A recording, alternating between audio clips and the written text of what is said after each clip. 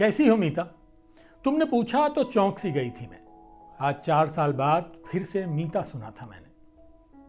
बहुत खुश हूं, चेहरा दूसरी ओर मोड़े हुए ही कहा था मैंने, क्योंकि मन के अंदर शिकायत का पिटारा खुल चुका था। तुम्हारे लिए मेरा प्यार मंदिर में बजने वाली घंटियों सा था, लेकिन तुम मंदिर में स्थापित मूर्तियों से मौन जो मुझे छोड़ जाते थे मेरी ही बियाबान में। उस दिन भी तो तुम मौन थे और मैं हमेशा की तरह तुम्हारे मन की कायरता को समझ गई थी। तुम मुझे छोड़ देना चाहते थे, किसी पहाड़ी के ऊंचे टीले से फेंके गए पत्थर की तरह, या एक बड़े से पेड़ के उस आखिरी पत्ते की तरह जिसे छोड़ दिया था बेरहम पतझड़ ने अकेलेपन का श्राप देकर, या फिर अनगिनत तारों के समूह में तन्हा अकेले चांद सा। मैं कुछ पूछना भी नहीं चाहती थी, क्योंकि मैं जानती थी सिवाय तुम्हारी खामोशी के कुछ ना मिलेगा। इसलिए तुम्हारी तरफ से अलविदा भी मैंने ही कहा था, बिना आंसुओं के सैलाब के जो कब से आतुर थे बह जाने को, बेचैन थे पलकों का बांध तोड़ जाने को, किंतु हंसते मुस्कुराते जोड़ों को देखकर मैं भी मुस्कुराई थी, तुम्हारे लिए आखिरी बार। और चल पड़ी थी पीछे पैरों के निशान छोड़कर, जबकि जानती थी तुम मेरे पीछे नहीं आओगे। आज जब तुम सामने हो तो कोस रही हूं अपने उन्हीं निशानों को। अभी अभी तो खुशियों की छोटी छोटी किश्तियां मैंने जीवन के समंदर में उतारी हैं, और तुम हाई टाइड की तरह डरावने सपने लेकर आ गए हो। बंद पड़ी किताब में पड़े पीपल के पत्ते की तरह जब तुम्हारी यादें सूख कर जालीनुमा हो गई, तो तुम मयूर पंख के भ्रम में अपनी उपस्थिति जताना चाहते हो। शायद तुम नहीं जानते, अब मैंने किताबें पढ़नी बंद कर दी हैं। तुम तो न लौट के आने वाले थे, फिर क्यों आज आए हो? देखो ना, हृदय का वो अवांछित हिस्सा जो पड़ा हुआ था लावारिस लाश की तरह, अब भी निर्जीव है। तुम पहले भी निष्ठुर थे और आज भी हो। क्या जरूरत थी तुम्हें आने की? क्या तुम देख नहीं रहे कि किस तरह खुश होकर मैं तितली सी इतराती हूं, बादल सी बरसती हूं और फूलों सी महकती हूं? तुम्हारे चेहरे पर सुखद आश्चर्य की लकीरें देखकर मैं विषाद से भर गई। पल भर की खुशी से ही तुम्हें सुकून मिलता है, जबकि ये खुशियां तुम्हारी ही थीं, सदैव तुम्हारे लिए अपना दामन फैलाए तुम्हारे दरवाजे पे खड़ी थी। लेकिन तब तुमने अपना मुंह फेर लिया और मैं तुम्हारी चौखट से बिना शिकायत के लौट आई थी, ये सोचकर कि कदाचित किस्मत में नहीं, किसी भी दिमागी युद्ध के शुरू होने से पहले ही मैंने पराजय स्वीकार कर ली थी, क्योंकि मैं और तुम मानसिक स्तर पर निश्चित रूप से एक दूसरे से अलग थे। इससे पहले भी तुम बहुत बार यूं ही मेरे ख्वाबों में आकर मुझे बेचैन किया करते थे, जो सुबह होते ही हर श्रृंगार के फूलों की तरह टूट जाते थे। हाँ, तुम वही तो थे जिसकी आकृति मेरे ज़हन में पिछले जन्म की याद जैसे बनी थी, और मानो तुम्हें पाने के लिए ही फिर मेरा जन्म हुआ हो। शायद मेरे ख्वाब तुम्हारी आंखों में भी चुपते थे, जो सुबह होते ही टूटकर मेरी पलकों पर ही ठहर जाते हैं। तुमने मेरा चयन कर लिया था। वो एक लम्हा होता है या एक पल जब आंखों को सब कुछ बहुत अच्छा लगता है, और उसी पल तुम्हारा मुझसे साक्षात्कार हुआ था। मेरी नजरों की पहरेदारी में तुम स्वेच्छा से कैद हो गए थे। मेरी रातों की नींद की भी तुम्हारे ख्वाब से दोस्ती हो गई थी। हाँ, मेरे रत जगह को भी तुमसे मोहब्बत हो गई थी। जानते हो, उसके बाद अक्सर तुम्हें निहारने के बहाने से आईने में अपनी सपनीली आंखें देखा करती थी। नदी की तरह तुम्हें छू लेने की चाह भर से नजरें संयम के सारे बांध तोड़ देती थी। ऐसा नहीं था कि तुम्हारे अस्तित्व से मेरी आंखों का दिल भर गया था।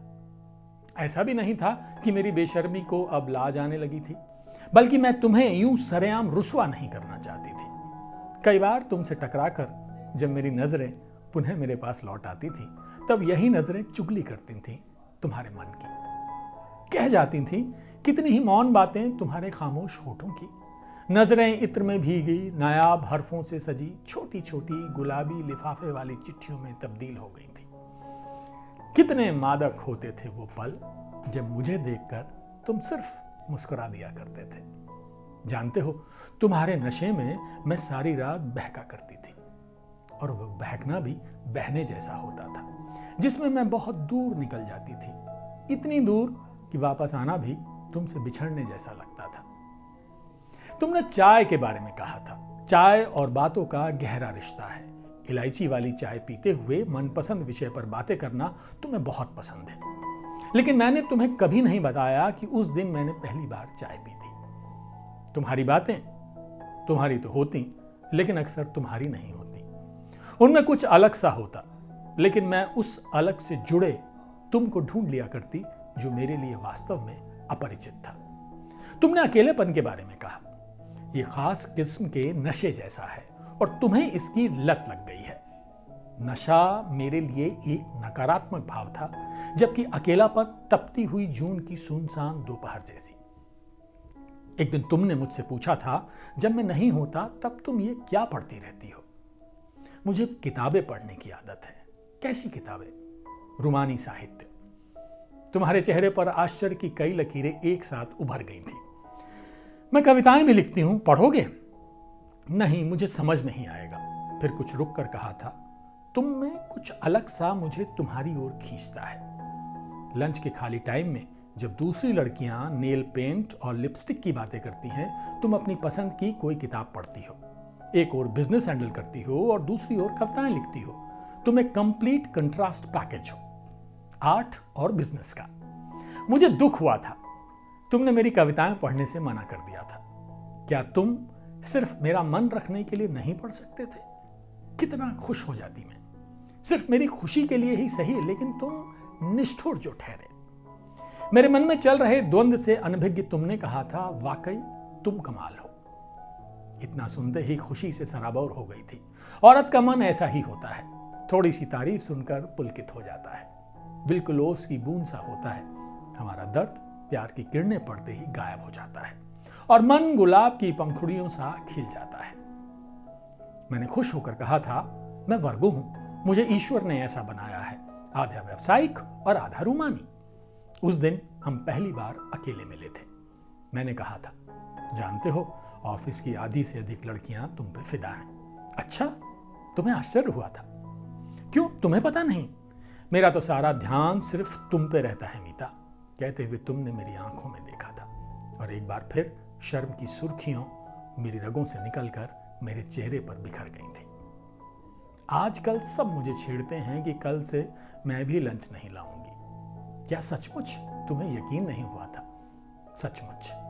उनसे कह दो, अब मेरी रूह तक भी तुम्हारा अधिकार हो चुका है, कहते हुए तुमने मेरा हाथ पकड़ लिया था और मैं सर से पांव तक सिहर गई थी। मुझे ऐसा लगा था मानो तुम कोई देव हो जिसका इंतजार स्वर्ग की सारी परियां करती हैं, लेकिन तुम मेरे सपने में खोए थे। लेकिन जब मैंने तुमसे तुम पे अपना अधिकार मांगा तो तुम्हारे पास सिवाय मौन के कुछ और न था। तुम्हें मेरी आंखें बहुत खूबसूरत लगती थी। मैंने कहा था, खूबसूरत सपनों से भरी, सपनीली आंखों वाली, सपनों की दुनिया में विचरण करने वाली नमिता, तुमने हंसते हुए कहा था। सचमुच मेरी सपनों की एक अलग दुनिया है जहां तुम हो, मैं हूं और खुशियां हैं। सपनों की किस्मत में तो टूटना लिखा होता है, उसका खुशियों से क्या वास्ता, क्योंकि वास्तविक जीवन में तो खुशियां होती ही नहीं मीता। तुम्हारी आवाज बहुत दूर से आती हुई लग रही थी, तुम्हारा दिल डूबा हुआ था कहीं गहरे में। खुशियां हमारे अंदर होती हैं वरुण, उसकी तलाश में हम इधर उधर बिल्कुल वैसे ही भटकते हैं जैसे मृग कस्तूरी की खोज में। तुम बात को अधूरा छोड़ उठ गए थे। तुम्हें कनिका के साथ खुश देखकर मेरे अंदर कुछ सुलग गया था। आखिर औरत हूं ना, ईश्वरी विकृति से कहां छूती हूं। जलन तो तुम्हें भी होती थी मुझे जतिन के साथ देखकर, लेकिन तुम कहते नहीं थे। लेकिन मैं बहिर्मुखी हूं, जब तक अपनी बात ना कह लूं मुझे चैन कहां आता है। उस दिन भी मैंने साफ साफ पूछ लिया था, क्या कनिका मेरी सौतन है?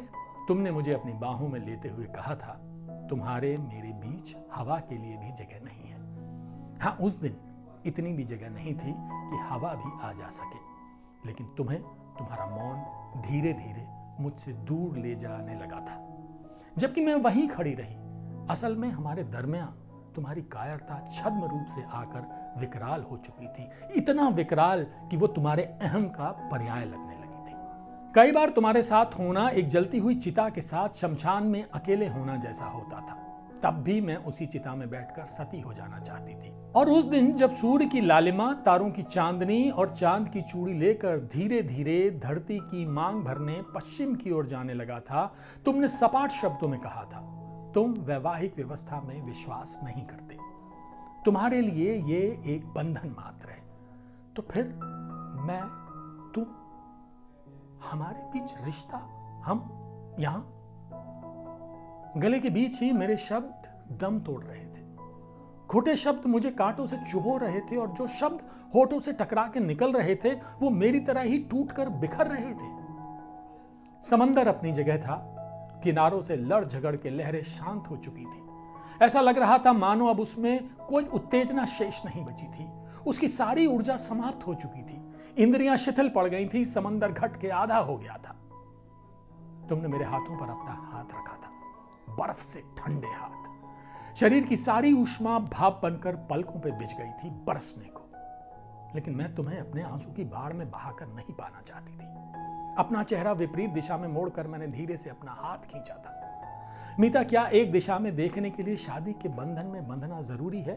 क्या सिर्फ हमारे साथ की ऊष्मा काफी नहीं है? तुमने पूछा था। मैंने तुम्हें ध्यान से देखा। तुम्हारा चेहरा भी तुम्हारे शब्दों सा सपाट था, भावविहीन। हाँ, तुम्हारी आंखों में प्रेम था, बहुत ही खुदगर्ज प्रेम। जिन आंखों में मैं कल के सपने देखना चाहती थी, वहां मुझे मेरे सपनों के अवशेष मिले, फिर कुछ और देखने की इच्छा नहीं हुई। प्रेम का अर्थ पाना नहीं, सदैव देना ही होता है। इसलिए मैंने भी दे दिया था तुम्हें तुम्हारी आजादी और मुक्त कर दिया था तुम्हें तुम्हारे मन की नपुंसकता के साथ अपने उस बंधन से जिसमें कभी तुम बंधे ही नहीं थे।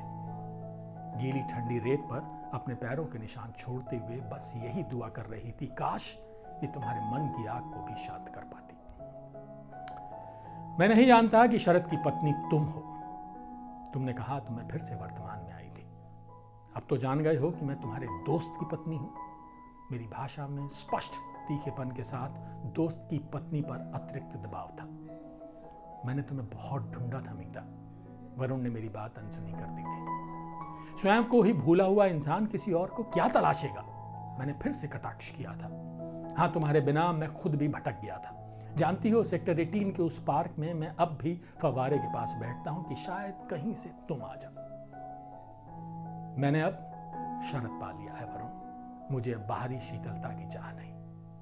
इतने में शरद आ गए, जो एक फोन पर उठकर चले गए थे, मुझे मेरे अतीत के साथ छोड़कर। वेटर 2 कॉफी के मग और एक चाय का कप लेकर आ गया। मैंने कॉफी का मग उठा लिया था। ये कहानी युवा लेखिका प्रियंका ओम की है। अंग्रेजी से स्नातक और सेल्स एंड मार्केटिंग से MBA प्रियंका सोशल मीडिया पर युवाओं के बीच अपनी बेबाक लेखनी के चलते काफी चर्चित हैं। लेख, कविता और कहानियां लिखती हैं। वह अजीब लड़की और मुझे तुम्हारे जाने से नफरत है नामक कहानी संग्रहों के अलावा एक साझा कविता संकलन धूप के रंग और लघु कथाओं का संकलन लफ्जों से परे प्रकाशित है। प्रियंका ओम के शब्दों में उनका लेखकी परिचय कुछ यूं है, नाम कॉमन हो सकता है पर मेरी कहानियां नहीं। अगर आपके पास भी ऐसी कोई कहानी है जो आप चाहते हैं कि साहित्य तक पर मैं उनको पढ़ूं, तो जरूर हमको भेजिए। हमारा पता नीचे लिखा हुआ है, ईमेल एड्रेस लिखा हुआ है। आप उस ईमेल एड्रेस पर हमको अपनी कहानी भेज सकते हैं। अगर हमारे संपादक को कहानी पसंद आई तो उसको मैं जरूर पढ़ूंगा। बहुत बहुत शुक्रिया।